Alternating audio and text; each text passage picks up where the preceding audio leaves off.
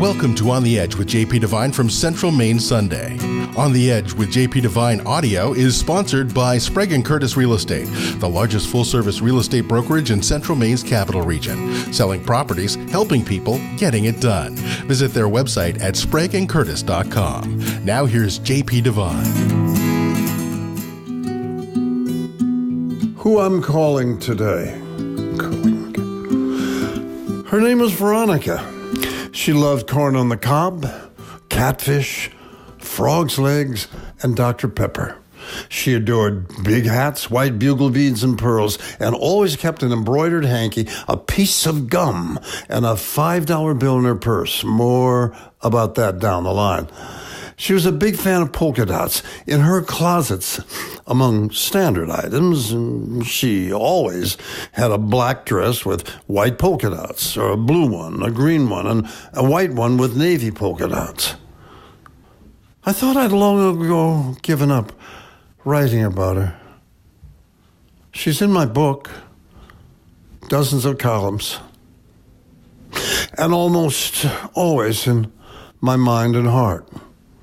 There isn't anything new to say about it, but then here comes Mother's Day, and who else should I be writing about? Veronica Elizabeth Conlon was the second daughter of Jim Conlon, one of the 6 Conlon brothers who came to the coal mines of Pennsylvania from Ireland, and with the exception of Jim, grew quite wealthy. Jim instead came down to St. Louis, longing to be a riverboat pilot, and he did. Jim married Mary Ellen Daly, a girl from County Kerry, had 2 daughters, and soon went into business with another man who owned a boatyard. You know those paddle wheelers with the big whistle you see in all the movies? Veronica's father built those.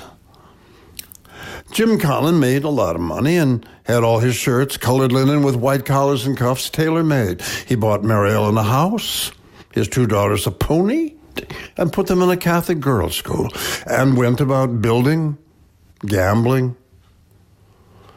And after Mary Ellen died young, drinking. Depending on whom you ask, Jim lost his boatyard in one of those famous Mississippi River boat poker tables, or one of those infamous floods. And with it, his money. He died when Mom was 17. She had to go to work in the office of the factory that made his custom shirts. She never forgot that and mentioned it often. One day, while living with her sister in a boarding house, Mom found a $5 bill in the street. She put it in her purse and considered it an omen of good times yet to come. Mom and I were very much alike and had a complicated life together. She had a good 27 years to my father, a naval engineering officer, 20 years her senior.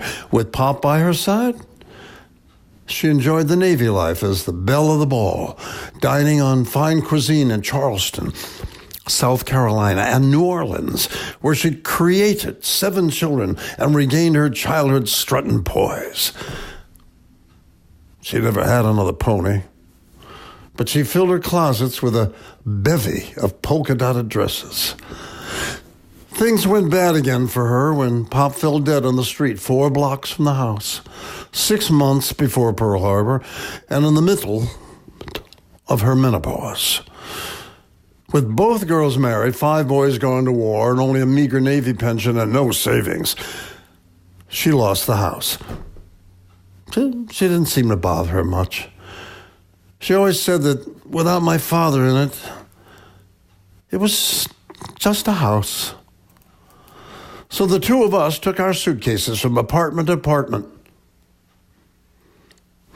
Until after 2 years of training, she became a nurse, a profession she was truly suited for. It held her tethered to the earth until she retired. From the day I first left her to live in Seattle with my older brother, she always referred to me as her faraway boy.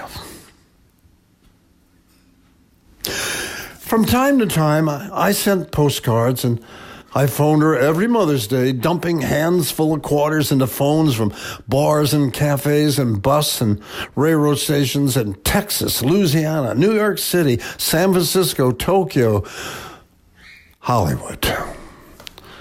After the last quarter dropped in, she always asked the same thing. Where are you calling from today, kid?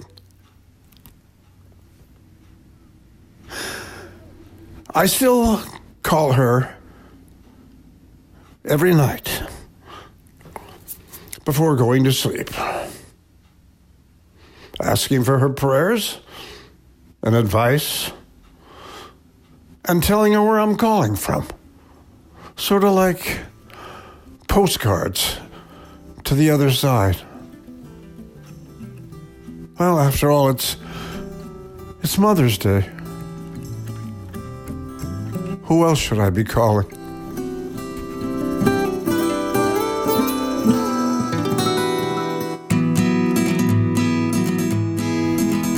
Thanks for listening to On the Edge with JP Devine from Central Maine Sunday.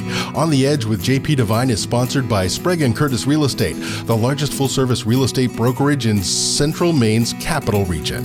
Selling properties, helping people, getting it done. Visit their website at spragueandcurtis.com. Make sure you pick up Central Maine Sunday this week wherever newspapers are sold, and visit our website at centralmaine.com.